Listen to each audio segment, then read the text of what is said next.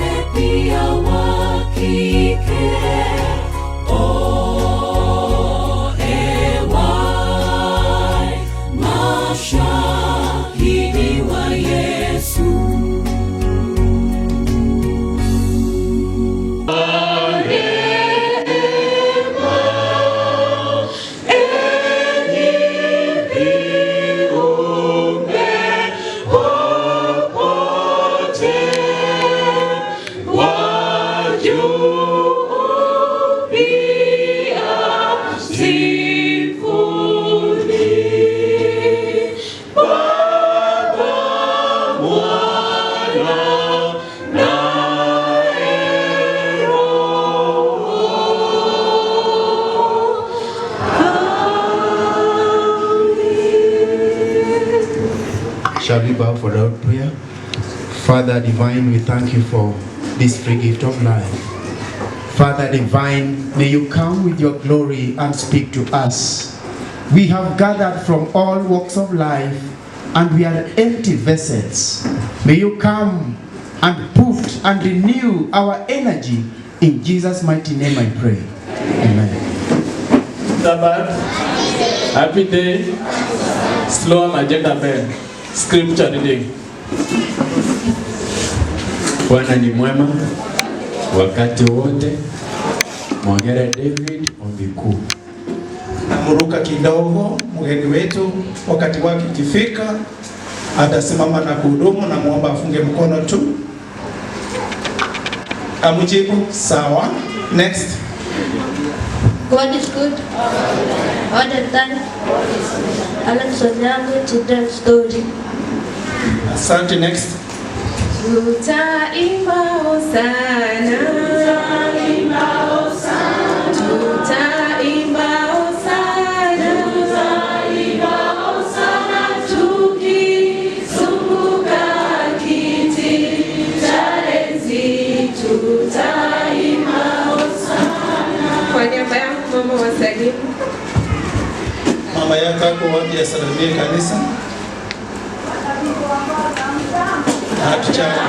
Asante. Kwa majina ni Victor Nyamweya. Happy Sabbath. Happy day. Karibu sana.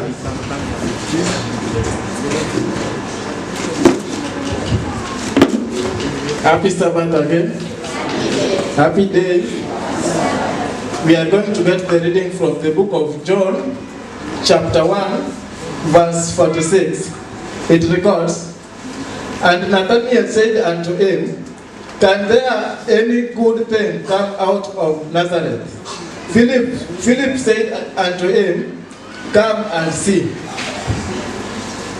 Amen. Baada ya hiyo tutapata wimbo namba 149.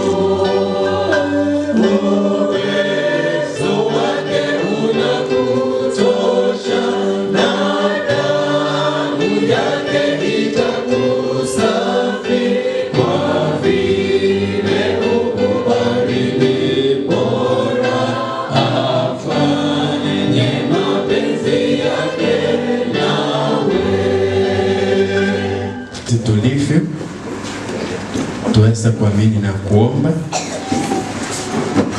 Mtakatifu, mtakatifu, Mungu mkuu uishie juu mbinguni, tunalisifu jina lako masaa haya ya saa sita ambayo umekusudia wana wako tuweze kupokea mkate unaomewa kutoka kwa meza yako.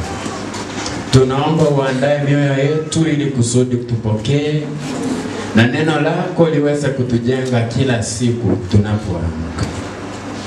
Wale ambao walikuja wakiwa wamepondeka mioyo yao, Baba yetu, tunaomba wapone. Maana siku ya Sabato ni siku ya kufunguliwa kwa wana wako na watu wako wote. Asante kwa kuwa umemwandaa mnenaji wa siku ya leo na ataenda kunena sawia na mapenzi yako. Aje tunaita uweza wa kimbingu, tunaita Roho Mtakatifu ashuke katawale eneo hili, katawale ibada zote zitakazofanyika siku ya leo kote ulimwenguni. Asante kwa kuwa umetuandaa sisi wote kupokea. Waimbaji wote tunawakabidhi mikononi mwako, wakusifu na kuliinua jina lako sawia na mapenzi yako. Tumeomba tukiamini katika jina la Yesu Kristo aliye Bwana na mwombezi wetu.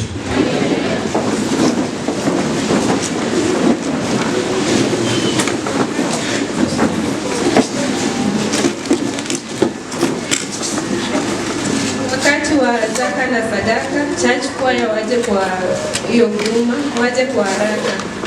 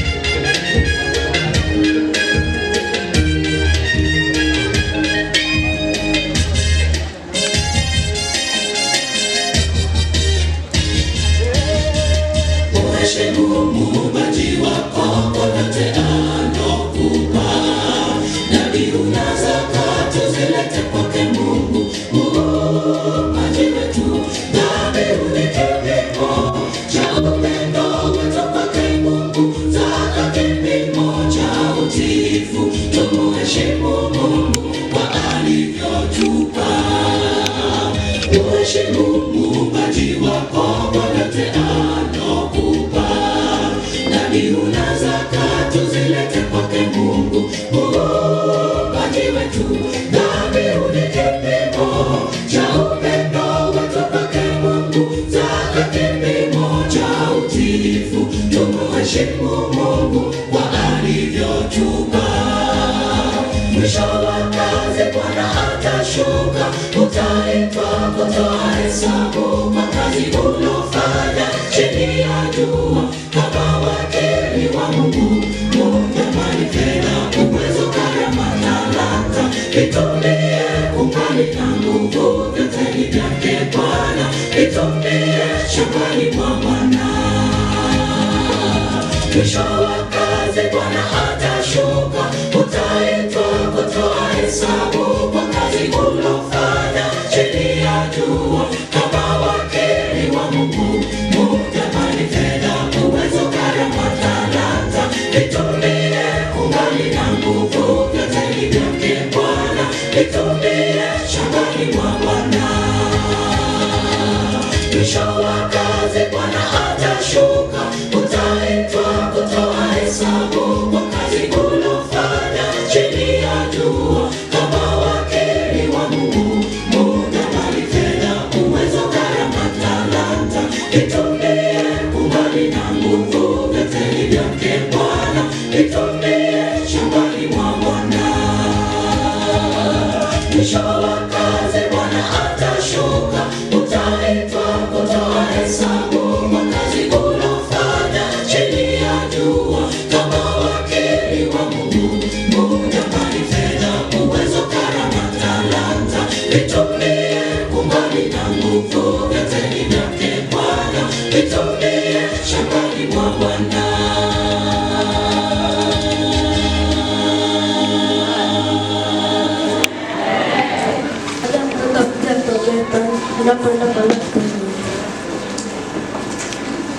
Let's pray. Our Father who art in heaven, as we want to start our story, this is that in Jesus' name I pray and believe. Story yetu inatoka katika kitabu cha 1 Kings 19 verse 1. Nazungumzia Elisha vile walikuwa kwa Sinai. Elisha alikuwa mtumishi wa Mungu na King Ahab na Jezebel walikuwa na abudu miungu.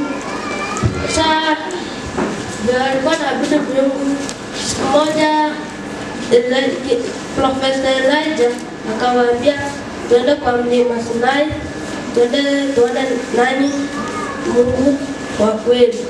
Walipoenda kwa Mount Sinai wakaenda na Prophet Elisha alikuwa yeye mmoja tu, na hao wengine King Ahab na Jezebel walikuwa na watu wengi wa kuabudu miungu, wakakuja na miungu zao, na Prophet Elisha alikuwa mmoja tu. Sasa King Ahab akaandaa ile mioko ya kuweka, wakachinja hiyo ng'ombe wakamweka juu, na Prophet Elisha akachinja yake akaiweka juu. King Ahab akajaribu kuwasha moto, ikakataa kuwaka. Akajaribu mara ya pili, ikakataa kuwaka. Sasa wakaanza kulia, wakaomba miungu yao, wakajikatakata, wakalia hapo, ikashindikana. Sasa Elisha akawaambia, "Nabisi mnipe muda kidogo niweze kuomba Mungu wangu, tuone kama tutaweza kuwasha moto." Sasa wakamwaga maji. Kwa hiyo yenye Prophet Elisha alikuwa anataka kwenda kutoa kafara yake. Sasa birali moja ikakuwa tepetepe, sababu hatuko nyumbani. Mvua ikinyesha kwa masika yenye ukitaka kwenda kuwashia moto, hauwezi washa moto, si ndio? Sasa ndio birali moja, lakini Elisha akaomba Mungu akaleta moto. Hapo moto kawaka, wakajua Mungu wa kweli ni mmoja aliye juu mbinguni. Amen. Story yetu inatufundisha tusiabudu miungu mingine. Nani atatuombea? Pastor tuombe.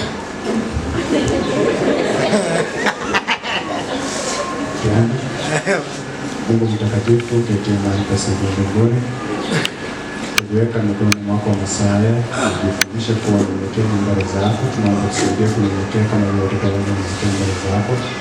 Sisi zote tunaomba kufundishwa mchana wa leo, tunaomba pamoja nasi, tunaomba katika jina la Yesu. Bwana Yesu asifiwe. Youth kuja kwa wimbo. Youth.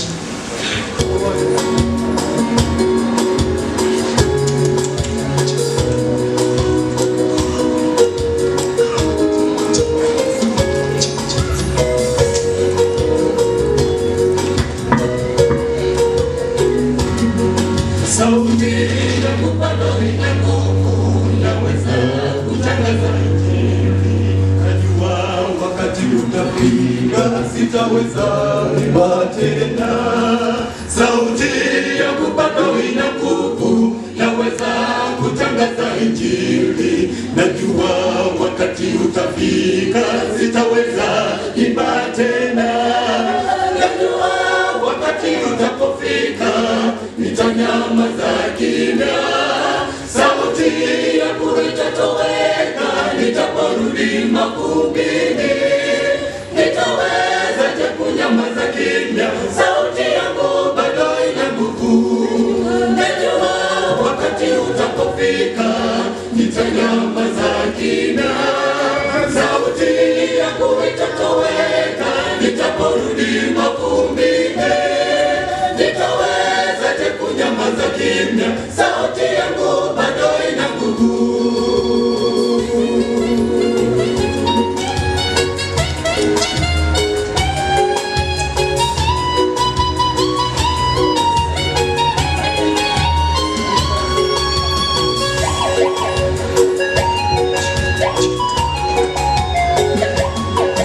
Miaka yangu ni ya kukopeshwa, naishi kwa rehema za Bwana. Hakuna jamani nilotenda kushinda walionana. Sioni sababu ya kukaa kimya, jeshi la Bwana liko vitani. Nitapita talanta yangu, nitaulizwa na Bwana. Najua wakati utapofika, nitanyamaza kimya. Sauti yangu itatoweka, nitaporudi mavumbini. Nitawezaje kunyamaza kimya? Sauti yangu bado ina nguvu. Najua wakati utapofika, nitanyamaza kimya. Sauti yangu itatoweka, nitaporudi mavumbini. Nitawezaje kunyamaza kimya? Sauti yangu bado ina nguvu. Najua wakati utapofika, nitanyamaza kimya. Sauti yangu itatoweka, nitaporudi mavumbini. Nitawezaje kunyamaza kimya? Sauti yangu bado ina nguvu.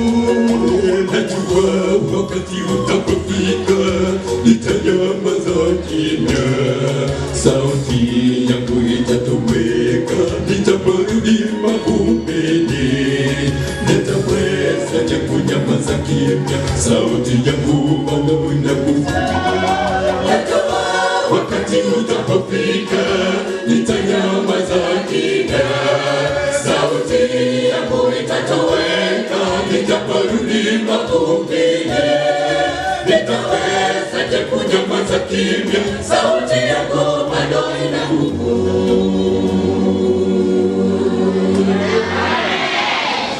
Praise the living God. Praise the living God. Can we wave in the air? Omba tupungiane mikono. Praise the living God. It is not better. Can we do it much better? Praise the living God. Wow, it is better. It's coming now. Sasa imejitokeza vizuri. I want to take this opportunity Ningependa kuchukua fursa hii to appreciate the good work kuwashukuru sana kwa kazi nzuri that the leadership of this church has done. Uongozi wa kanisa hili imeweza kufanya. And they have done it not with their mighty, wameweza kuifanya sio kwa nguvu zao, but through the grace of Jesus Christ. bali kutokana na neema ya Yesu. Praise the living God. And so I know, Kwa hivyo ninajua without missing my words, bila kukosea maneno ambayo ninayozungumza, that song that choir had just sung, ya kwamba wimbo ambao kwaya imeweza kuimba, that each and every person will stand ya kwamba kila mmoja ataweza kusimama when that day dawns on us. ya kwamba siku hiyo itakapowadia. You will have to give a testimony Utatoa ushuhuda on what actually you did. kwa kile ambacho ulichokifanya. And so it will be very happy moments Kwa hivyo itakuwa ni siku ya furaha for the chosen remnants kwa wale ambao watakuwa wamechaguliwa to enter the heavenly gates. Praise the living katika God. malango ya mbinguni. Let me appreciate the hosting pastor. Nipende kumshukuru mchungaji Pastor, mwenyeji. I am humbled Pastor that you have accepted anashukuru kwamba me to come and minister when you are seated. Bwana nashukuru sana mchungaji kwa kumpa fursa ya May our Lord Jesus Christ grant you good life. Amen. Praise the living God. Amen. To our young ones, Kwa wadogo zetu, the story was quite captivating. Kisa ambacho mmeweza kusomea ni kisa ambacho ni cha kusisimua. And indeed you have showcased that today is Youth Global Day. Na hakika mmeweza kuonyesha kwamba leo ni siku ya vijana. And to our parents, today is Youth Global Day. Na kwa wazazi wetu leo ni siku ya vijana ulimwenguni. We have to celebrate our young ones. Kwa hivyo ni lazima tuweze kusherehekea pamoja na vijana wenzetu. By all means. Kwa njia zote zile. Praise the living God. Amen. I don't know whether to proceed or to just commence and pray. Sijui niendelee ama niache tuweze kuomba because time is very much spent. Kwa sababu muda wetu umesonga sana. And I was told to end my sermon at exactly 12:30. Na niliambiwa kwamba niweze kukamilisha huduma hii mwendo wa saa 6 na But now, children of God, what do we do? Lakini unapoangalia muda wana wa Mungu, what do we do? Should we pray? Fanya nini? Tuombe twende and leave?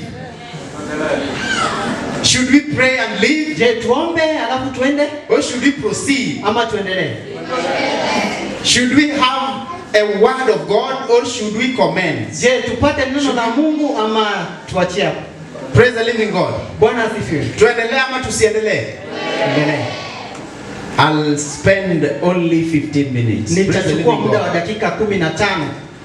Just like I was introduced, kama jinsi nilivyotambulishwa kwenu, I'm Elder Moses Otieno Kingwara. Ni mzee wa kanisa Moses Kingwara from Ragana Central SDA Church. Toka kanisa la Ragana Central within Ragana district, ambayo inapatikana district ya Ragana, headed by Pastor Jacob Lual, ambayo inaongozwa na mchungaji huyo. When I was coming, nilipokuwa nakuja, my pastor told me, mchungaji wangu aliniambia that carry along my greetings, kwamba aweze kuleta salamu zake.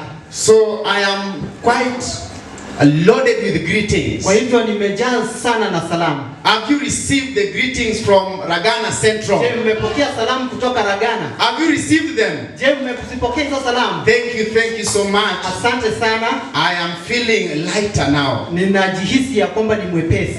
Today is Youth Global Day. Leo ni siku ya vijana ulimwenguni. And it is a day that the Lord has prepared for us. Ni siku ambayo Mungu ameweza kuiandaa kwa ajili. It is a day that we have to celebrate the young ones. Ni siku ambayo tunafaa kusherehekea kwa vijana wetu. Because the Bible tells us, kwa sababu Biblia inatuambia, when Jesus was urging the disciples, wakati Yesu alipokuwa pamoja na wanafunzi, you know the children were quite stubborn. Unajua kipindi kile watoto walikuwa wanasumbua. When Jesus and his disciples, they were maneuvering. Wakati Yesu pamoja na wanafunzi wake walipokuwa wakitembea hapa na pale, the young one could step on their toes. Wale watoto wadogo wangeweza kuwanyanga. And the disciples were guarding Jesus jealously. Na wale wanafunzi wa Yesu walikuwa wanamlinda Yesu. So they were blocking the little ones from reaching Jesus Christ. Walikuwa wanajaribu kuzuia wale watoto wadogo. But Jesus told them, lakini Yesu aliweza kuambia, let the young ones, let the little children come to me. Watoto wadogo waje kwangu. And so my theme of today is, na kwamba mtazamo wangu siku hii ya leo ni kwamba always a remnant. ya kwamba kuna wale ambao ni masalio. Turn to your neighbor and echo that. There is always a remnant. Geukie mwenzako na umwambie kwamba lazima kuwe. Praise the living God. There is always a remnant. Lazima kuwe na. And so the big question is, na hivyo basi swali kubwa ni hili. Among the remnants, miongoni mwa wale ambao ni masalia, am I one of them? Je, mimi ni mmoja wao? In so many remnants, kwa wale ambao ni masalia in the wicked life, katika maisha ambayo ni the wicked world, katika dunia ambayo we are living, na uovu ambayo tunayoishi, is there a remnant? Je, kuna yule ambaye amesalia? And so God is telling us, na hivyo basi Mungu anatuambia that there is always a remnant, ya kwamba lazima kuwe na ambaye amesalia. Praise the living God. Bwana asifiwe. Praise the living God. Bwana asifiwe. So that's why we read in John 1, na ndiposa tuliweza kusoma katika kitabu cha Yohana 1:46, that says, 46 ambayo inasema, and Nathanael said to him, Nathanieli akamwambia, can anything good come out of Nazareth? Je, kuna kitu kizuri ambacho kitatoka Nazareti? But Philippi said unto him, lakini Filipi akasema, come and see. Njoo uone. Praise the living God. Bwana asifiwe. Shall we pray? Tuombe. Our kind everlasting Father, we are standing here to proclaim thy message. Make it simple to understand, so that we may comprehend at the end of it. We go home fully nourished, fully equipped with your word. In Jesus' mighty name. There is always a remnant. Lazima kuwe na yule ambaye amesalia. The good news about the great controversy, habari njema kuhusu pambano kuu, is that there is always a remnant. Ni kwamba lazima kuwe na yule ambaye amesalia. Those who have fought the good fight, wale ambao wamepigana pigana ambalo ni zuri, those who had struggled in this life, wale ambao wameng'ang'ana katika maisha haya, and so finally, na hatimaye God is calling them, Mungu anawaita the remnants, wale ambao wamesalia, which is enshrined in our 28 fundamental belief, number 13. Ni mojawapo katika zile misingi ya 28 ya kanisa. The remnants and their mission. Wale ambao ni masalia na, and so the good news is there is always a remnant. Habari njema ni kwamba lazima kuwa yule ambaye amesalia. But something which can be saddening enough, lakini kitu ambacho ni cha kuhuzunisha zaidi, will I be found among the remnants? Je, nitapatikana miongoni mwa wale ambao wamesalia? Will I be found when the trumpet shall be called? Will I be found? Je, nitapatikana wakati tarumbeta ya mwana kondoo itakapolia?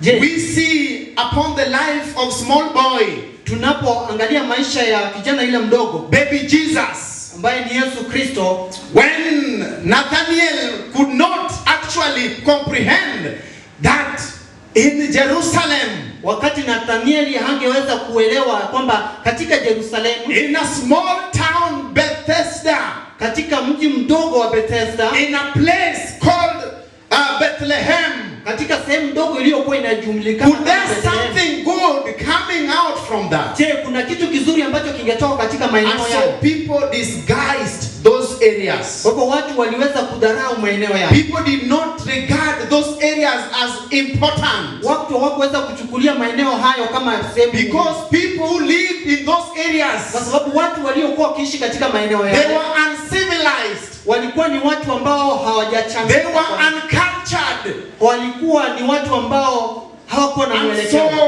bad characters could be found in those areas. Sababu watu ambao walikuwa na tabia mbaya walikuwa wanapatikana katika maeneo haya. Praise the living God. Bwana asifiwe. And so, na hivyo in Nazareth is where Jesus Christ, katika Nazareti ndipo Yesu as a young man grew in, kama kijana mdogo alipoolelewa.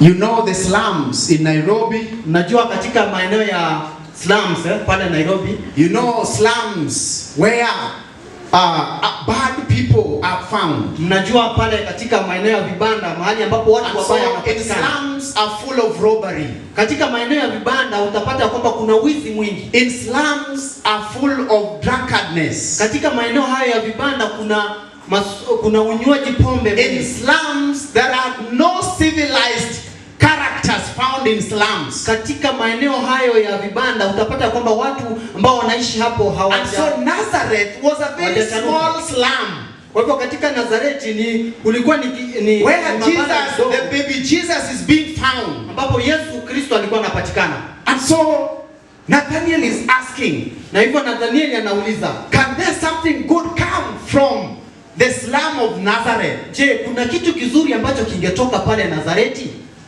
Where when politicians are being stoned, Nazareth is where the stones are coming from. Wakati wanasiasa wanaporushiwa mawe, basi mawe hayo yanatokea pale Nazareti. Praise the living God. Bwana, kumfuata Yesu ama kumfuata Mungu kwa uaminifu. The small family of Jesus. Katika ile familia ndogo ya Yesu. And so that is when the test were given unto this small boy. Na hapo ndipo jaribio liliweza kutoka kwa kijana. He lived in an environment which was full of disadvantages. Aliweza kuishi katika mazingira ambayo hayakuwa na faida yoyote. There were no good education system. Hakukuwa na mfumo mzuri wa elimu. There was no good life. Hakukuwa na maisha mazuri. Medications was poor.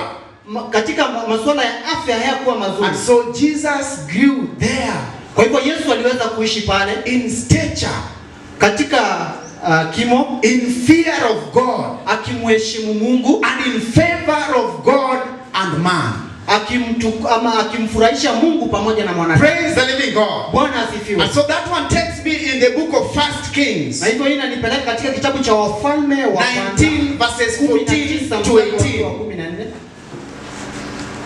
Wafalme wa kwanza. There is always a remnant. Lazima kuwe na yule ambaye amesalia.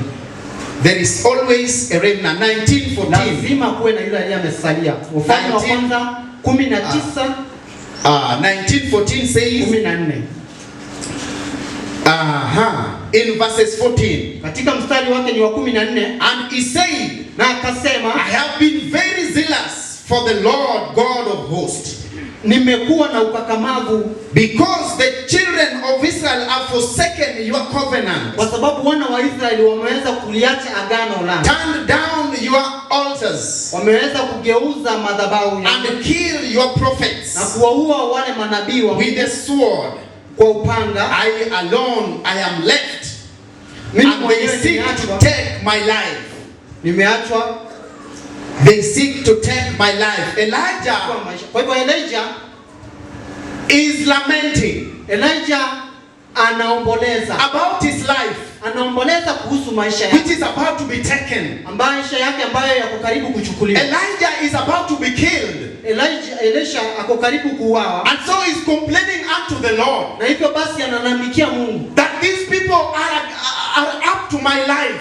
Kwamba hawa watu wanataka kuniangamiza. They want to destroy me. Wanataka kuniangamiza. I alone I am left. Mimi mwenyewe nimeachwa. What do I do?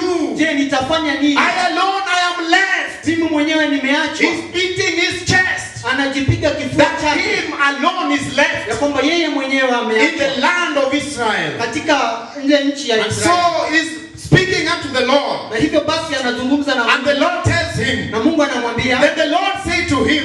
Mungu akamwambia, go, nenda, return on your way, rudi katika njia to zako, the wilderness, go back, rudi.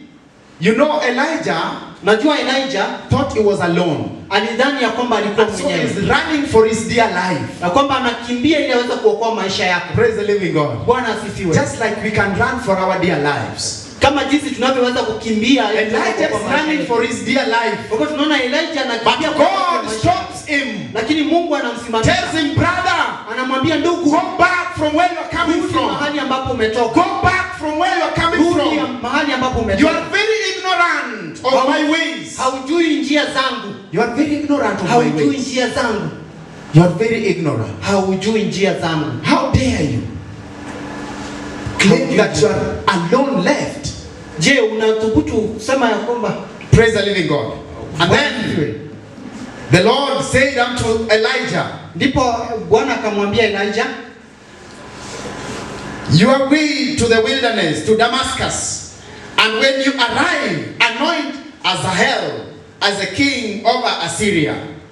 Also you shall anoint Jehu the son of Nimshi as a king over Israel. And Elijah and Elisha, the son of Shaphat of Abel Meholah, who shall anoint as prophet in your place. Praise the living God. Amen. Praise the living God. Amen. Praise Bwana sifiwe. The text itself tells us that there Kifungu are chenyewe kinatuambia remnants. ya kwamba kuna wale ambao wamesalia.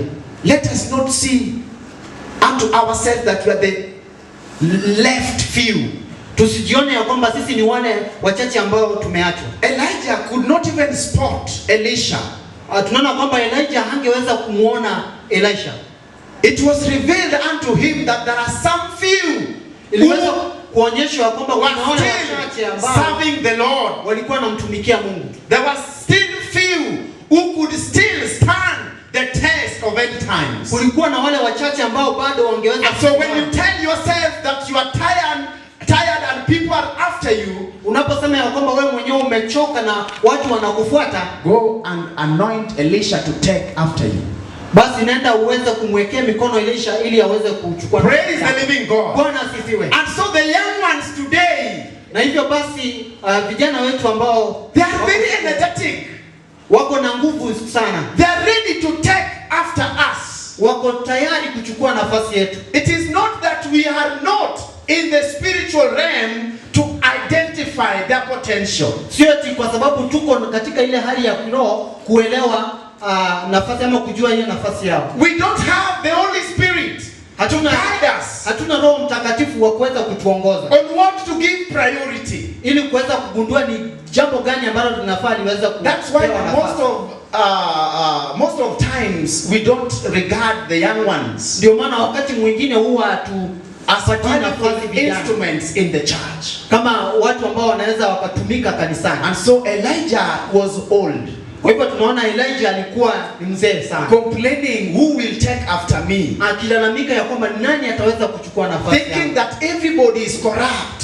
Akidhani ya kwamba watu wote walikuwa thinking that nobody will stand the test of end time. Akidhani ya kwamba hakuna mtu angeweza kusimama. But God who sees from above, lakini Mungu ambaye anayetazama kutoka mbinguni, the discerner of wisdom, ambaye anaelewa, the maker of vessels, ambaye anaunda vyombo, had prepared some 7,000. Alikuwa ameandaa more people who were serving him.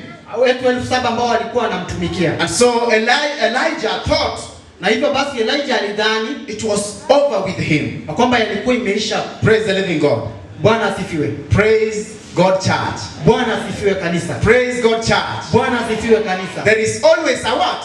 Lazima kuwe na yule ambaye amesalia. And so are you the remnant? Je, wewe ni yule ambaye amesalia? Our God is asking this question. Ni swali ambalo Mungu anauliza. That are you the remnant? Je, wewe ni yule ambaye amesalia? In Revelation 12 verse 17. Katika kitabu cha Ufunuo, it reminds us our role as Christians.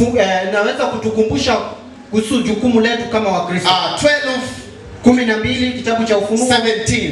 Mstari wake ni wa 10. It says, joka akamkasirikia yule mwanamke, akaenda zake afanye vita juu ya wazao wake waliosalia, wazishikao amri za Mungu na kuwa na ushuhuda wa Yesu, naye akasimama juu ya mchanga wa bahari.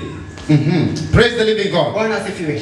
And the dragon was enraged with the woman, and he went to make war with the rest of her offsprings, who kept the commandments of God and have the testimony of Jesus Christ. Praise the living God. Bwana asifiwe. The keeper of commandments anayetunza are being hunted. Praise the living God.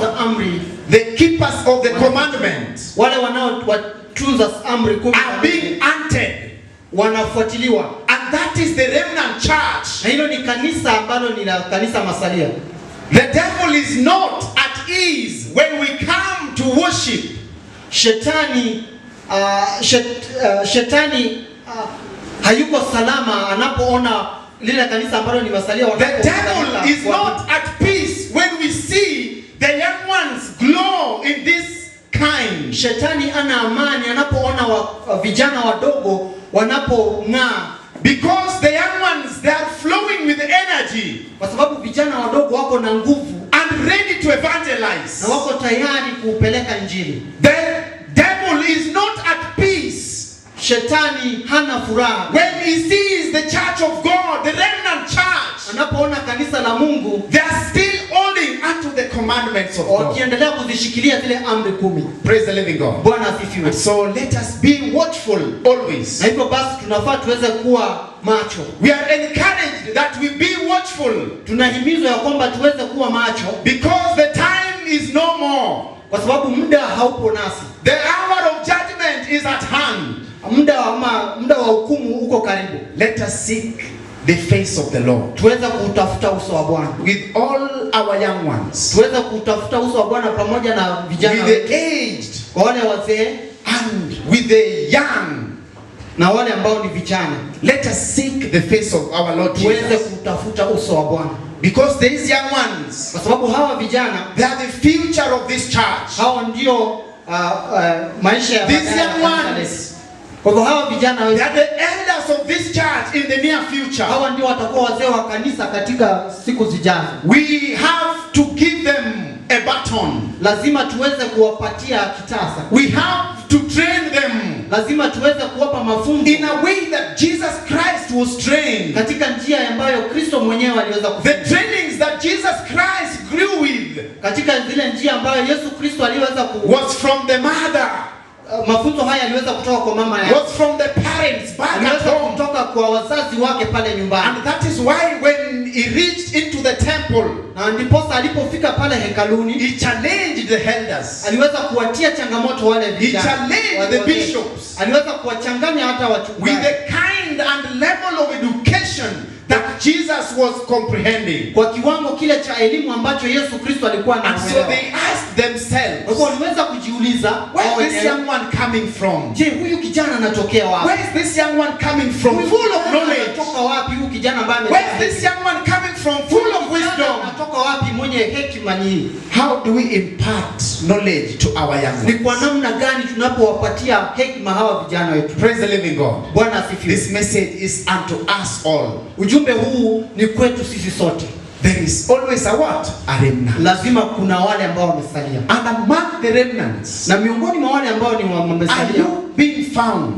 Je, unapatikana among the remnants? Je, kwa wale ambao wamesalia, am I in that position? Je, mimi niko katika hiyo hali as a choir member? Kama mwanakwaya, when the remnants are called, wale ambao wamesalia, will I be still called? Je, nitaitwa? When the my family members be called, je, familia yangu itaitwa? Because the trainings begins back at home. Kwa sababu mafunzo yanaanza pale nyumbani. Praise the living God. Bwana asifiwe. Praise the living God. Bwana asifiwe. Count your blessings, name them one by one. Count your blessings, see what God has done. Count your blessings, name them one by one. And it will surprise you what the Lord has done. These are our blessings. Hii ni mibaraka yetu. And so we have the greatest campori. Kwa hivyo tuko na kampori kubwa that will take place at Siaya, ambayo itafanyika pale Siaya. It's not that very far from here. Sio mbali kutoka hapa. And so the parents are called upon. Kwa hivyo wazazi mnaitwa to support, to give their total support to these young ones. Muweze kuwasaidia vijana hawa. To go and train. Ili waweze kwenda kupata to go and experience life. Ili waweze kupata uzoefu wa maisha. To go and learn. Ili waweze kujifunza. So that when they come back home, ili wanapokuja nyumbani, they come back home victors. Wakuja nyumbani wakiwa washindi. They come back home knowing their roles in the society. Waje nyumbani wakijua majukumu yao katika jamii. Praise the living God. Bwana asifiwe. And Jesus being our point of reference. Yesu akiwa kama mfano wetu mzuri. Let there be not a complaint. Kusiwe na lalama yoyote ile. That, oh, I did not go into a good school. Ya kwamba mimi sikwenda katika shule nzuri. I was not raised in a wealthy family. Sikuweza kulelewa katika familia. I was not brought up in a healthy environment. Sikuweza kulelewa katika familia yenye afya. Jesus Christ was brought up in a filthy environment. Yesu aliweza kulelewa katika familia ambayo haikuwa nzuri. He made it. Na aliweza kufanikiwa. He made it to please God who sent him. Aliweza kumfurahisha Mungu pamoja na Praise the living God. Bwana asifiwe. And so with us Gen Zs, na kwetu sisi kama Gen Z, we are advantageous. Tuko na faida kubwa because the word of God we can access it even in the internet. Hata katika internet. The word of God we can download it into our phones. Neno la Mungu tunaweza tukalipata katika, unlike the days of Jesus Christ when the internet was no more. Unapo ukijaribu kulinganisha kipindi kile cha Yesu ambapo the technology was not there. Teknolojia haikuwa katika kipindi hicho. People were analog.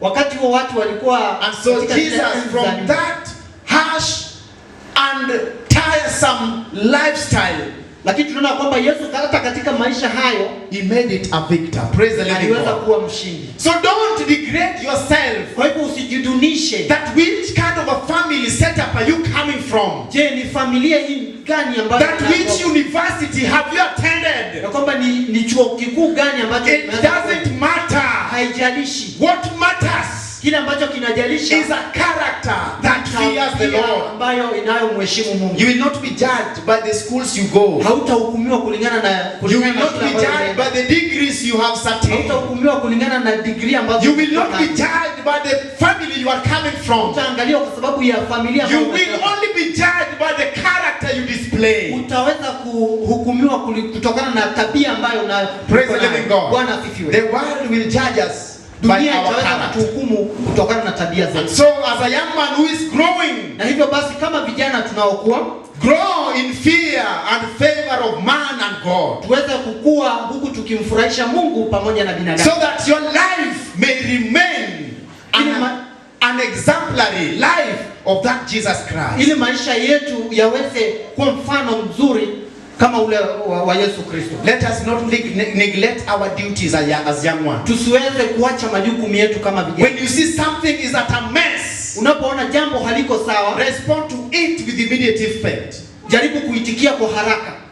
When the old they need your guidance, wakati wazee wanahitaji mwongozo wako, please as a young one, kama kijana, reach unto them, wafikie, because that is the mission that is left for us. Kwa sababu huo ndio utume ambao that is the calling that is left for us. Huo ndio mwito ambao umetumia. You are called to help that old mzee. Umeitwa uweze kusaidia yule mzee. You are called to help that old grandma. Umeitwa ili uweze kuokoa yule who barely washes her clothes, ambaye hawezi akajifulia nguo zake. They need help when they are crossing the busy roads. Wanahitaji usaidizi wako wanapovuka barabara. But nowadays, you know, you meet a old mzee, lakini unajua siku hizi unapatana na mzee full of some heavy bags, ambaye amebeba mzigo loaded, tired, amechoka, you cannot even uwezi ukamfikia na help kumsaidia. Praise the living God. Bwana asifiwe. And so we as young ones, na hivyo basi sisi kama vijana, we have to pay visits to the sick. Tunafaa tuweze kuwatembelea wale ambao ni we have to give unto the poor.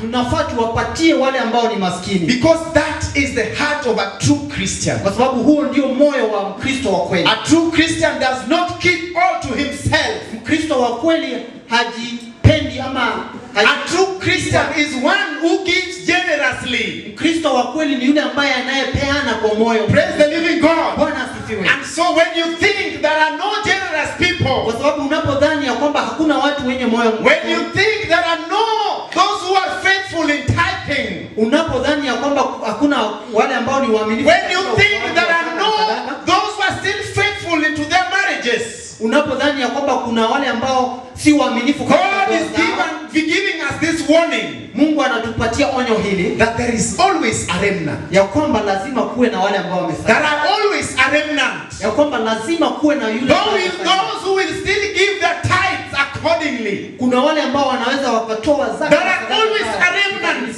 Lazima kuwe na wale those who will still obey the vows they took when they were getting married. Wale ambao wanaweza wakatii vile viapo. There are always remnants. Lazima kuwe those who will not watch when secular musics are being played in their homes. Wale ambao waweze kusikiliza nyimbo za dunia. There are always a remnants. Lazima kuwe na wale ambao wamesalia. Those who will stand with the gospel. Simama katika injili. And so don't think yourself Kwa hivyo usijidhania kwamba higher than the rest.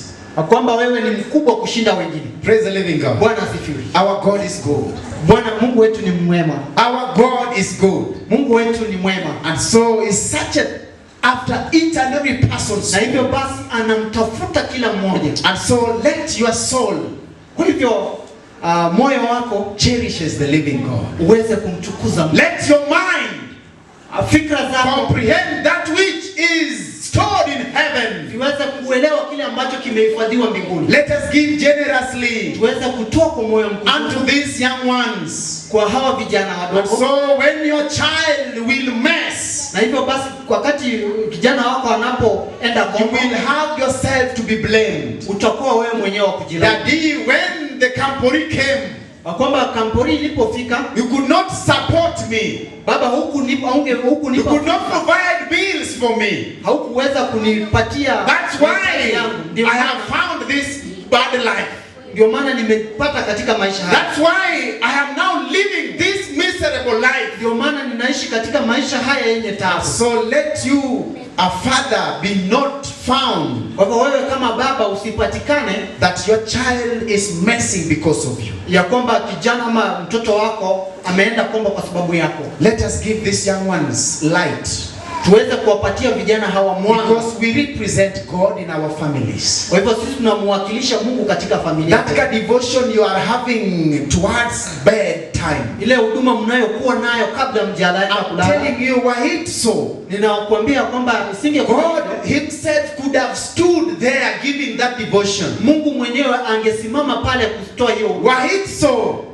God himself could have been a pastor of this church. Mungu mwenyewe angekuwa mchungaji katika kanisa. But see to it that role, lakini kwa sababu he has entrusted into the able hand of his servant. Ameweza kuwapatia watumishi wake. And so the servants are standing in for God. Kwa sababu watumishi wake wanasimama badala yake. Our leaders are standing in the position of God himself. Viongozi wetu wanasimama ile nafasi. And so unlike unto you parents, you are standing in the position of God in training your children. Na hivyo basi nyinyi kama wazazi mnafaa muweze kuchukua nafasi ya Mungu katika kuwapatia mafunzo watoto wenu. And so you have no room for complaints. Na hivyo basi hauna nafasi ya kulalamika. You take that role as a father. Unapaswa kuchukua jukumu hilo. You take that role kama mzazi, as a mother, kama mama, in bringing up your children, katika kuwalea watoto wenu. Nobody will be blamed. Hakuna mtu ambaye anaweza kulaumiwa. It is you, ni wewe as a father, kama baba. Praise the living God. Bwana sifiwe. If you are still with me, can you wave kama the tuko hair? pamoja tunaomba tupungiane. If you are still with me, can you wave the hair? Pungiane mkono. Praise the living God. Bwana sifiwe. There is always a lazima kuwe na yule ambaye. There is always a remnant. I am concluding with this song. Ninahitimisha na wimbo huu. 173 in English. 173 katika lugha ya we had sung it, so we are going to actually do a repeat of the same. Praise the living God. Bwana sifiwe. We are standing with this song. And so as we stand, pray for your family. Tusimame, tunaposimama as we are standing, tuombee familia zetu. Put your children unto the able hand of God. Tunapo simama waombee watoto wenu. Let Jesus Christ be our role model. Tuache Kristo aweze kuwa mfano wetu bora. When upon life's billows you are tempest tossed, when you are discouraged thinking all is lost, count your many blessings, name them one by one, and it will surprise you what the Lord has done. Count your blessings, name them one by one. Count your blessings, see what God has done. Count your blessings, name them one by one. Count your many blessings, see what God has done. Are you ever burdened with a load of care?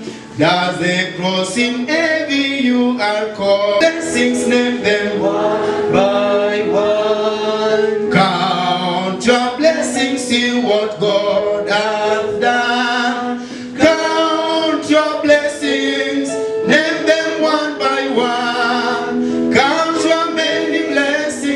what God has done.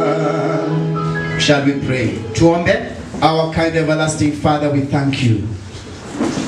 We give ourselves as a living sacrifice to atone for our sins. We are sinners before you and chief sinners. And when Paul kneels to pray that is the chief sinner, Father, I disagree. We are the chief sinners, Father in heaven, because all that we have done has not glorified thy name. All that we have done has not lifted your name high. Father, may you come with your glory and forgive us our sins.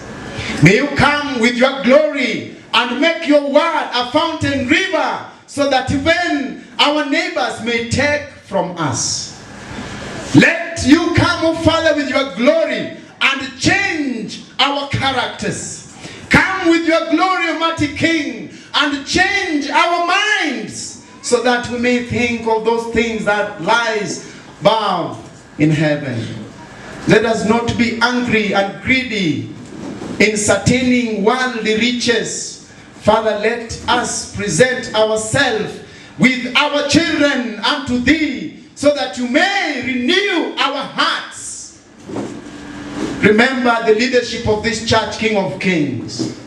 Remember the pastor whom you have trusted your leadership role in his hands.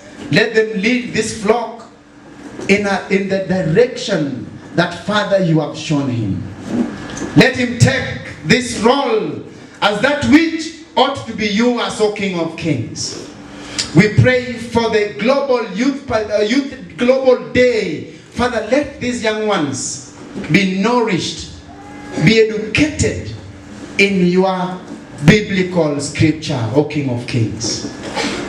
We acknowledge your presence amidst us. And so if there are some sick, Father, may you provide that healing unto them. If there are some who had prayed for a long time, but Father in heaven, you haven't answered their prayer, let today be a day of prayer answering. Father in heaven, we pray and we beseech thy throne of mercy in Jesus' mighty name. Amen.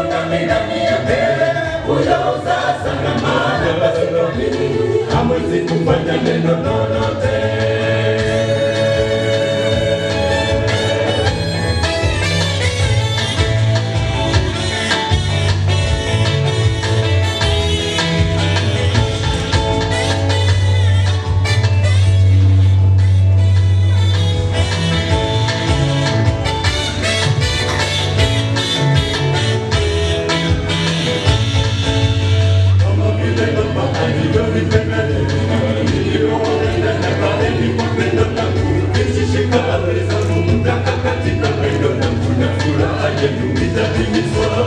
Mpendane kama nilivyowapenda ninyi, hayo yote amenena Mungu Mwenyezi. Kama vile Baba alivyonipenda, kama nilivyowapenda na kaeni kwa pendo langu. Mkishika amri zangu mtakaa katika pendo langu na furaha yenu itatimizwa. Mpendane kama nilivyowapenda ninyi, hayo yote amenena Mungu Mwenyezi. Kaeni ndani yangu nami ndani yenu, kama vile tawi lisiloweza kuzaa peke yake lisipokaa ndani ya mzabibu, kadhalika nanyi msipokaa ndani yangu. Mimi mzabibu nanyi ni matawi, akae ndani yangu nami ndani yake, huyo huzaa sana, maana pasipo mimi hamwezi kufanya neno lolote.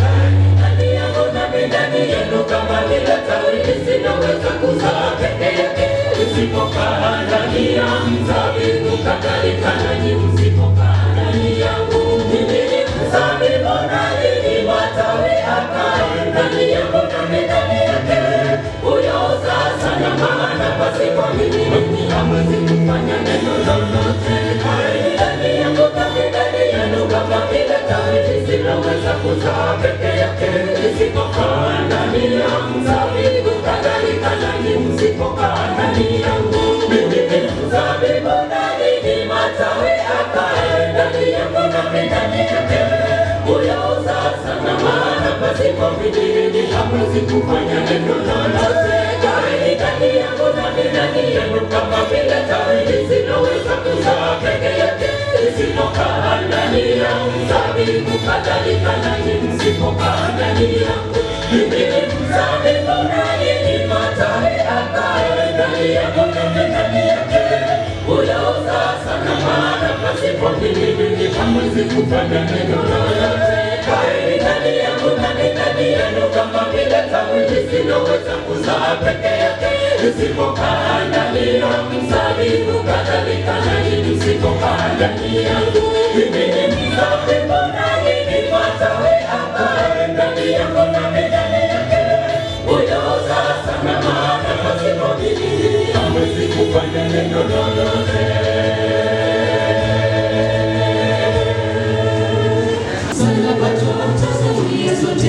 Ndipo penye pumziko, maana yeye autazamaye anabudi kupata suluhisho katika mambo yake.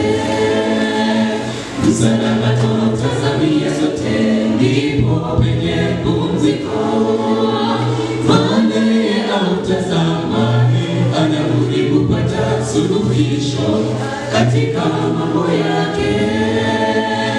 Chini ya msalaba wa Yesu yote yanapatikana.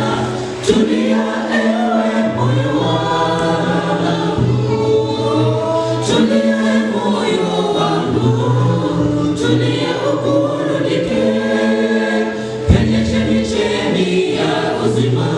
Tulia upate farijiko, tulia ewe moyo wangu. Chini ya msalaba wa Yesu yote yanapatikana. Tulia ewe moyo wangu, tulia moyo wangu, tulia uburudike penye chemichemi ya uzima. Tulia upate farijiko, tulia ewe moyo wangu.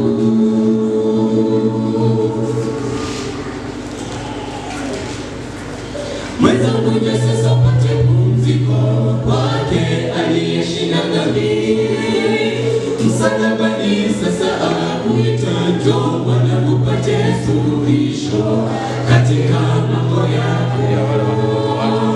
Mwenzangu njoo sasa upate pumziko kwake aliyeshinda dhambi. Msalabani sasa akuita, njoo mwanangu upate suluhisho katika mambo yako. Chini ya msalaba wa Yesu yote yanapatikana. Tulia ewe moyo wangu, tulia moyo wangu, tulia uburudike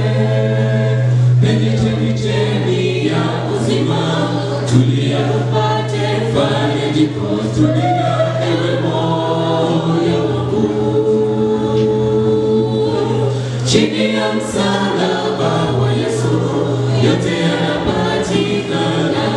Tulia ewe moyo wangu, tulia moyo wangu, tulia uburudike penye chemichemi ya uzima, tulia upate farijiko, tulia ewe moyo wangu.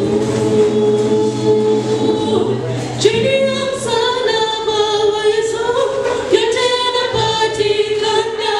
Tulia ewe moyo wangu,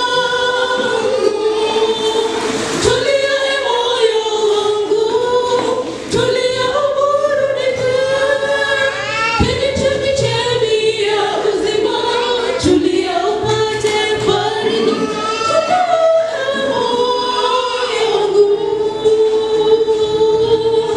chini ya msalaba wa Yesu yote yanapatikana. Tulia ewe moyo wangu, tulia ewe moyo wangu, tulia uburudike penye chemichemi ya uzima, tulia upate farijiko, tulia ewe moyo wangu. Chini ya msalaba wa Yesu yote yanapatikana. Tulia ewe moyo wangu, tulia moyo wangu, tulia uburudike penye chemichemi ya uzima, tulia upate farijiko, tulia ewe moyo wangu.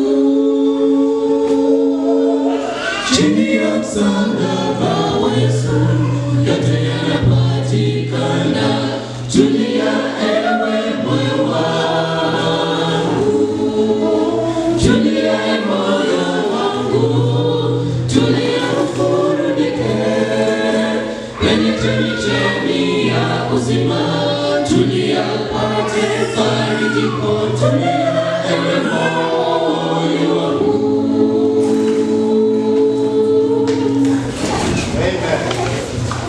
Na kwa jina lake Yesu Nazarayo, mwana wa Mungu, mapepo yakatoweka, viziwi wakasikia, mwana wa Daudi.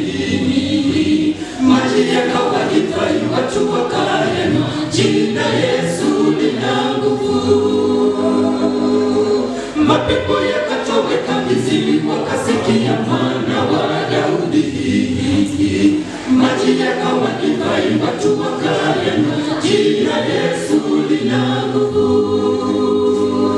Tazama mkombozi wa dunia, jiwe lililokataliwa na wajenzi, likawa msingi thabiti, mwamba wa wokovu wetu. Tazama mkombozi wa dunia, jiwe lililokataliwa na wajenzi, likawa msingi thabiti, mwamba wa wokovu wetu.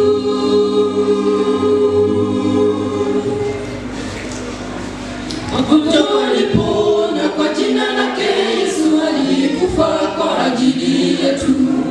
Hapenda wenye dhambi hata wasiopendeka, kuna jina bora. Kaokoa wenye dhambi na wakawa huru, jina Yesu lina nguvu. Hapenda wenye dhambi hata wasiopendeka, kuna jina bora. Kaokoa wenye dhambi na wakawa huru, jina Yesu lina nguvu. Tazama mkombozi wa dunia, jiwe lililokataliwa na wajenzi, likawa msingi thabiti, mwamba wa wokovu wetu. Tazama mkombozi wa dunia, jiwe lililokataliwa na wajenzi, likawa msingi thabiti, mwamba wa wokovu wetu.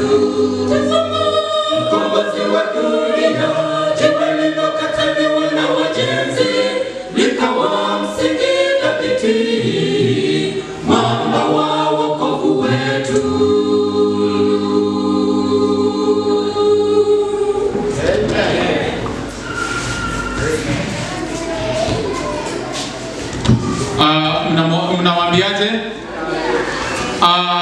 nilikuwa nimeshakwisha tangulia kuambia mwezi wa 4 kwaya zetu walitoka kwetu, lakini hawakuwa wa kwetu, maana kama wangelikuwa wa kwetu wangelikaa pamoja nasi. Walitoka kwetu ili wafunuliwe kwamba si wote walio pamoja nasi ni wa kwetu. Walitoka kwetu, lakini hawakuwa wa kwetu, maana kama wangelikuwa wa kwetu wangelikaa pamoja nasi. Walitoka kwetu ili wafunuliwe kwamba si wote walio pamoja nasi ni wa kwetu. Si wote wamwitao Bwana, wanamwamini watoto wa Mungu.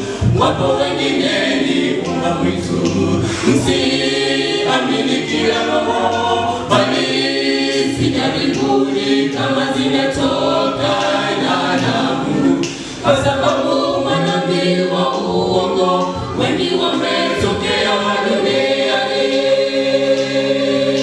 Si wote wamwitao Bwana wanakwambani watoto wa Mungu.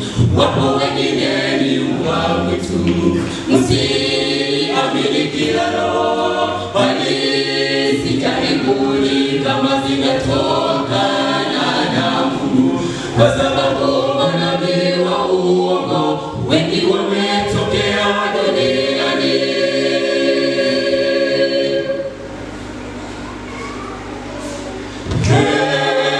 Jichunguze, jitafakari na ujihoji, wewe ni kondoo au ni mbwa mwitu? Jihoji na ujijibu. Munafiki wewe, mdhalimu, msaliti wewe, mbwa mwitu, watu wake Mungu tumekutambua. Jichunguze, jitafakari na ujihoji, wewe ni kondoo au ni mbwa mwitu? Jihoji na ujijibu. Munafiki wewe, mdhalimu, msaliti wewe, mbwa mwitu, watu wake Mungu tumekutambua. Si wote wamwitao Bwana wanakwambani watoto wa Mungu. Wapo wengine ni mbwa mwitu, msiamini kila roho, bali zijaribuni kama zimetokana na Mungu, kwa sababu manabii wa uongo wengi wametokea duniani. Si wote wamwitao Bwana wanakwambani watoto wa Mungu. Wapo wengine ni mbwa mwitu, msiamini kila roho, bali zijaribuni kama zimetokana na Mungu, kwa sababu manabii wa uongo wengi wametokea duniani. Si wote wamwitao Bwana wanakwambani watoto wa Mungu. Wapo wengine ni mbwa mwitu, msiamini kila roho, bali zijaribuni kama zimetokana na Mungu, kwa sababu manabii wa uongo wengi wametokea duniani. Si wote wamwitao Bwana wanakwambani watoto wa Mungu. Wapo wengine ni mbwa mwitu, msiamini kila roho, bali zijaribuni kama zimetokana na Mungu, kwa sababu manabii wa uongo wengi wametokea duniani. Haleluya. Mungu ni mwema wakati wote. Tumesikia mambo magumu sana, mbwa mwitu, tumesikia kondoo. Sasa haya mambo ni magumu, si ndio? mbwa mwitu, kondoo. Haya mambo jamani, ni magumu kweli. Tunataka tujifunze. Ndio maana hata nimemwambia mkalimani wangu apate tu kukaa kidogo, nitachanganya. Praise the living God. Ili tuende kwa haraka kidogo, nitafanya nini? Nitachanganya. So a story is told. Kuna hadithi ya mama fulani. Huyu mama alikuwa na mtoto mdogo. Na katika kijiji chao kulikuwa na siku ya soko. So kwa sababu watu hupenda sana siku ya soko, mama alitoka kwake kuelekea katika mjini ili angalau apate hata kununua vyakula, hata angalau pia aone wenzake. Alitembea kwa jua ilikuwa ile jua kali. Alitembea kwa muda fulani, alafu katika kutembea kwake alichoka sana. Mama alichoka kwa sababu mtoto pia ilikuwa mzito mgongoni, so mama alichoka. Kwa bahati mbaya nzuri, alipatana na mkuyu mkubwa yenye ilikuwa na shade, kivuli ilikuwa pale kizuri. So alisema, wacha nitoe mtoto niweke hapa chini ya mti, mimi pia nipate kufanya nini? Kupumzika. Mama alipumzika. Mama wakati kupumzika kwake alipatwa na usingizi, akalala. Kwa vile ilikuwa siku ya soko, kulikuwa na mkulima pia mwenye alikuwa anafanya kazi ya kuuza vifugo. So alikuwa na kondoo. Mkulima pia alipatikana katika hiyo pilika ya kwenda sokoni. Yeye pia alichoka sana, alichoka kabisa. Akasema wacha naye pia apate kupumzika, kwa sababu alipofika katika ile mkuyu aliona mama analala, pia amelaza mtoto pembeni, wanalala wote. Huyu jamaa pia alitafuta sehemu tu hapo, akafanya nini? Akafunga kondoo ile ili yeye pia apumzike. Akawa yeye pia anafanya nini? Analala. Kulikuwa na mchanja kuni, yeye kazi yake ni kuuza kuni. Yeye pia alipitia hilo njia, amebeba kuni kwa muda mrefu sana kwa mgongo lake. So yeye pia alinusurika kupata kivuli. Kuangalia, ameona watu wanalala hapa, watu wanapumzika, kumbe hapa ni pahali pazuri. Hebu mimi pia niegeze hii kuni yangu katika hili miti kubwa. Akaegeza kuni yake pale. Hizo kuni zilikuwa refu, lakini ameziegeza kwa ile mkuyu. Yeye pia amefanya nini? Ameingia kufanya nini? Kulala. Hao watu wanalala, wenzetu wanalala, wanapumzika, wamepata shedi ile nzuri zaidi. Sasa wanapumzika kwa safari ndefu yenye bado walikuwa nayo. Sijui hiyo sokoni ilikuwa urefu wa kiasi gani. So wamekaa pale wanalala. Mwingine pia alitokezea. Hawa walikuwa wenye wanaenda katika hunting mawindo. Hawa kulikuwa na mwindaji, alikuwa na umbwa, alikuwa na maumbwa wenye walikuwa wanamsaidia katika uwindaji. Yeye pia anatokezea kwa umbali. Yeye pia alikuwa katika pilika zake za kuwinda. Kwa vile umbwa, unajua umbwa ile imetoka kuwinda, na unajua uhusiano wa umbwa na kondoo pia si nzuri, si ndio? Uhusiano wa umbwa na kondoo si nzuri. Wakati umbwa hawa waliona kondoo kwa umbali, kondoo pia ni nani? Waliona umbwa pia kwa umbali. Sasa kondoo ameanza kuzunguka kupata, jamani, nitanusuru maisha yangu kivipi? Wakati sasa umbwa wanakuja mbio, washaona umbwa wanakuja. Umbwa pia wameona kondoo, chakula iko pale. So katika hiyo harakati ya kondoo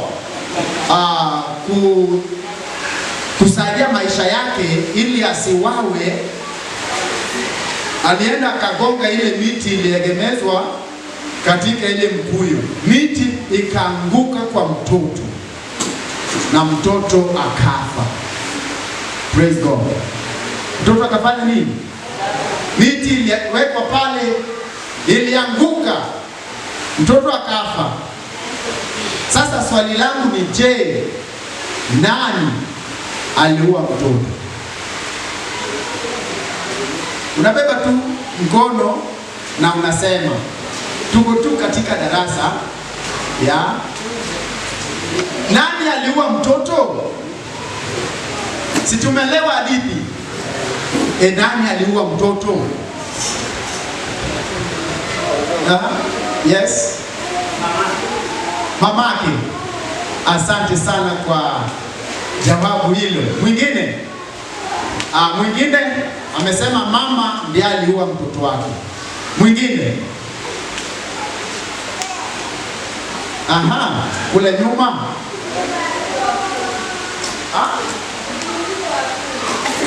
mwenye mzigo wa kuni ndiye aliua mtoto. Asante sana mama kwa jawabu hilo. Asante sana. Unajua ni nzuri kujaribu. Nimeona mkono hapo katikati. Kuni ni mtu.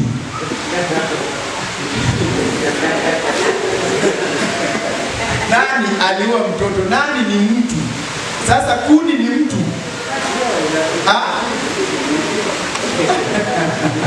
Asante sana. Hiyo ni moja wao alimajibu. Nani aliua mtoto? Nani aliua mtoto wenzetu? Ili tuendelee kwa haraka. Dada.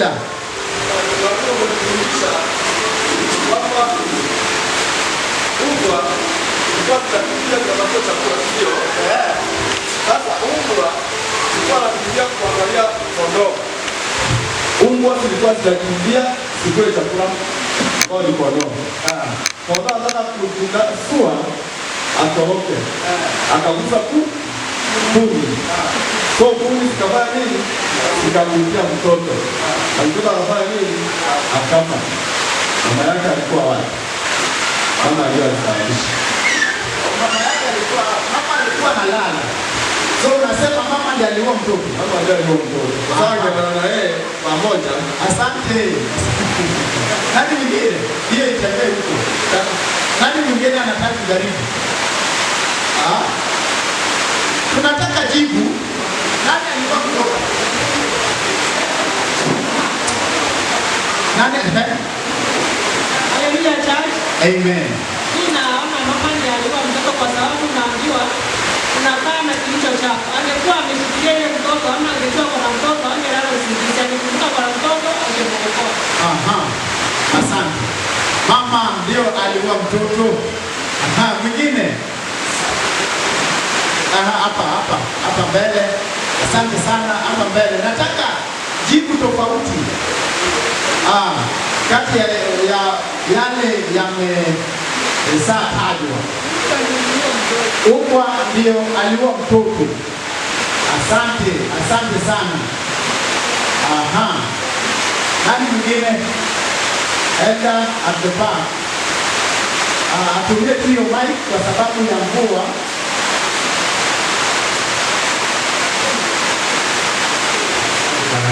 Kitu kinastahili ni kwamba Ukwa alipata chakula. Hapo kipindi alipata chakula hakuwa mtoto. It is out of recklessness, kila mtoto alikufa kwa sababu ya mzazi. Mzazi anataka responsibility, ndio mtoto alikufa. Kwa hivyo Ukwa ilikuwa inatafuta chakula yeye kwa tumbo. Na kipindi kwa ndani kwanza ikapata mtoto. Alikuwa tulipata kanisa, it is the irresponsibility and negligence of the mother that led to the death of the child. Thank you. Praise the Lord. Praise the living God. Kuna yeye mwenye angependa kujaribu tena. Kuna mwenye angependa kujaribu. Alafu mimi naulizaje? Kama mama angekuwepo, mtoto angekufa? Mtoto angekufa? Mtoto si angekufa. Haya, tuseme mtoto alikuwepo na mwenye kuni angekuwepo, mtoto angekufa? Si angekufa. Haya, kama mwenye Ukwa angekuwepo, mtoto baada alafu kama Ukwa angekuwepo, mtoto baada angekufa? Si angekufa, kwa sababu hao wote walichangia kukufa kwake mtoto. Praise the Lord. Praise the living God. Hao wote wamefanya nini? Wamechangia kukufa kwake mtoto. Ilikuwa kwa hawa wote, hakuna mwenye anaponyoka hapa, kwa sababu mwenye Ukwa angekuwepo, mtoto baada angekufa. Mwenye kuni angeweka kuni yake pale imukie mtoto angekufa. Tuseme mwenye kuni ndio angekuwepo, si mtoto bado angekuwa tu uhai. Praise the living God. Niposa nasema msaidieni mtoto jamani. Mtoto ni wetu wote. Praise the living God. Ndio maana hili andiko ama hadithi liko katika yale vitabu vyetu vya watoto.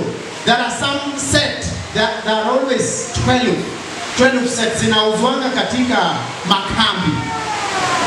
Story in Africa. Hizo si mnaziona? Si mnazijua? Hiyo story imetoka katika hayo vitabu. Sasa mmenionyesha kuwa haya vitabu zinakuja lakini amyanunui. Mngepata jibu. Ona jibu imeshindikana jamani.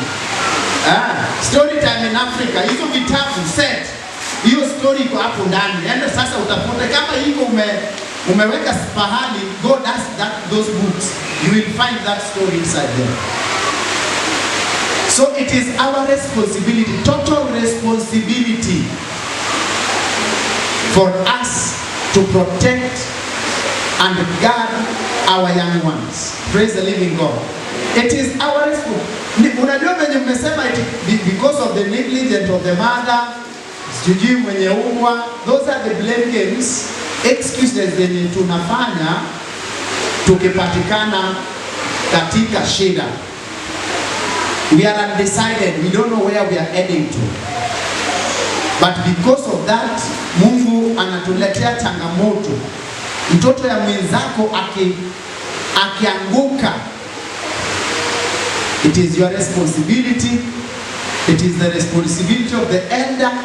It is the responsibility of the pastor. It is the responsibility of the eldest brother or sister. Ili wao wote wamechangia kuanguka kwa huyo mtoto. So let us not exclude ourselves from what is affecting us. Praise the living God. Yeah, let us not exclude ourselves. When the church is falling, it is all of us responsibility. Sio tuseme, oh first elder ndiye amefanya hii, sasa kanisa inaanguka, oh pastor, oh head deaconess, oh Stop running away from responsibility. Usikimbie, my friend, usikimbie. And that is the moral story of that. That is why I'm taking you to the book of John 21. John 21, I'll jump verses 1 and I'll read verses 2. It says, Simon Peter, Thomas called the twin, Nathanael of Cana in Galilee, the sons of Zebedee. Simon Peter, that one is verses 3 now. Simon Peter said to them, I am going fishing. They said to him, we are going with you also. They went out and immediately got into the boat, and that night they caught nothing. Praise the Lord. Bwana sifiwe. John 21 ni wakati Yesu alisakufa. Yesu alisakufa na amefufuka. Na ukianza verses 1 inasema, after these things Jesus revealed himself again to the disciples at the lake of Tiberias. Praise the living God. Jesus, after all those things, Jesus again is coming to reveal himself before the disciples. Anakuja kujionyesha kwa wanafunzi wake kwa mara nyingine tena. Sio once, sio twice, lakini anakuja kwa mara nyingine tena. Tunaambiwa. Kwa hivyo hapo nyuma kuna wakati alijionyesha kwa wanafunzi, na tena anakuja tena kujionyesha, lakini wakati huu anakuja kujionyesha kwa wanafunzi wapi? Katika maeneo ya Tiberia. Tiberia ni one of the shows where fishers could catch a lot of fish.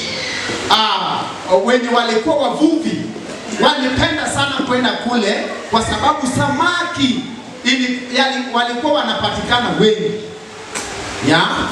Samaki ilikuwa inapatikana mingi sana kule Tiberia.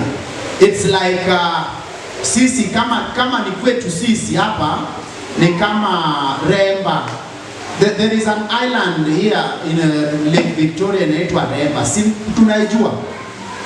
Chula, Mfangano, Chula, something. Hizo islands. So Remba watu wanaipenda. Lakini kuna vitu mbaya inafanyika huko. So likewise to Tiberia. Tiberia wakati in the ministry of Jesus hakuwa anapenda kwenda huko na hakuwahi enda Tiberia. Sasa naulizaje, kwa nini Yesu Kristo wakati alikuwa anahubiri hakupata fursa ya kuenda kufanya mahubiri yake kule Tiberia? Kwa nini? Ni swali kwa darasa. I think ile mic ilikuwa round. Kwa nini Yesu hakuenda Tiberia? Bible study sio mahubiri jamani. Ni kuongea, tunaongea tu na tunakubaliana, kwa sababu nimebaki na dakika chache kabisa. Why? Kwa nini? Okay, jinsi unavyojua Tiberia. Tiberia inajulikana kivipi kwako kama msomaji wa Biblia? Ama hii Tiberia hujawahi sikia kwa Biblia? Kama ushawahi sikia Tiberia, inua tu mkono yako juu nione kama ulishasikia hii jina Tiberia. Tulishawahi sikia. Sasa Tiberia inajulikana aje kwako kama msomaji? Elder, do you know something about Tiberia? Anything, just anything. Anything about this area. Kuna wakati Yesu alikuwa kutembelea sehemu hii. Kuna jambo lingine. Ila sijui nini alifanya, lakini kuna jambo lilifanyika pale Tiberia. Mzee amesema kuna jambo lilifanyika pale Tiberia. Sasa kwa haraka sana, Tiberia ilijulikana kama pahali pa chafu. Pahali pale palikuwa pachafu, watenda dhambi walikuwa pale sana, na mashetani pia yalikuwa pale, kwa sababu Tiberia ilipakana karibu sana na Galilee. Na remember when Jesus was crossing the lake, he met a demon-possessed man, a man who was feasting on the dead. Praise the living God. This man was feasting on the dead.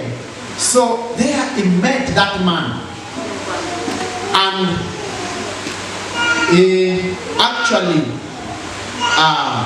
cast the devils that were that had entered the man. So ilikuwa inapakana kabisa na Tiberia. So Tiberia, mambo machafu yalikuwa yanaendelea huko. So disciples, wakati Petro ameona Yesu amekufa, sasa kazi yao imeisha. Praise the living God. Kazi ya Petro, the likes of Peter, waliona imeisha. Brothers and sisters, the work of the disciples, waliona imefanya nini? Imeisha kwa sababu their intentions were never met. Chenye walikuwa wanatarajia haikutimia. Walikuwa wanatarajia nini?